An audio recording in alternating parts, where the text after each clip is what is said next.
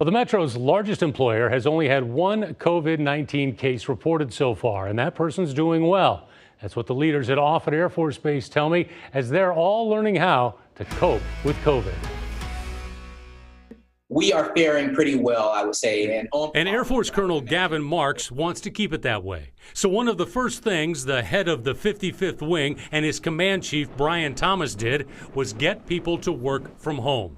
If I were to wager a guess for you, Rob, I would say 80% of the population is now in a telework status. About 12,000 people work on the base. Their ID cards are scanned every day. We were averaging somewhere in the neighborhood across all three gates of 30 to 40,000 scans a day. That has dropped down to about 4,000.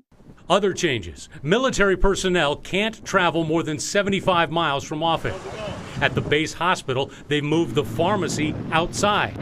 At the base exchange, think small shopping mall, while some stores and the dining area are closed, others are open, with workers taking precautions, of course. The commissary, or the grocery store, is open, with people separating and workers disinfecting. There's also now mandated rigorous cleaning of the planes, both before and after flights. Since the crews can't be 6 feet apart, they wear masks. Critical because on certain planes, like the Rivet Joint RC-135s, you can have 30 people on board. But Marks and Thomas say even with all these changes, there's been a constant. We are still flying training missions. We are still turning wrenches on the flight line. We're still getting people ready to go out the door to deploy, etc. We're ready to rock and roll at any time should the nation call. Similar to how we responded post-flood last year, is we have lost no mission capability. Not at Offutt and not globally. Sun never sets on the fighting 55th.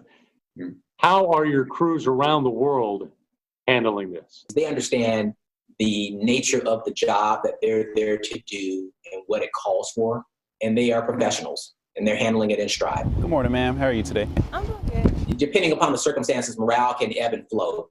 I would tell you right now, I think by and large, I think the morale is pretty good.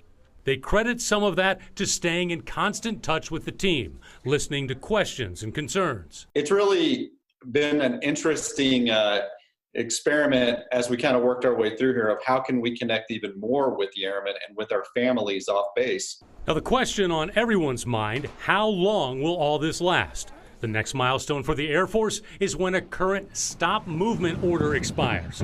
That order keeps service personnel from traveling. We're looking at somewhere around the second week of May. I don't want to prematurely declare victory because of a flattening curve. What I want to do is make sure that our folks are properly, mentally, and logistically prepared for a long battle, because I think that we will have that.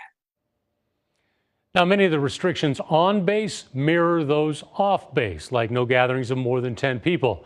Also, the base barber shop is closed, so restrictions on hair have been removed, but just for the time being.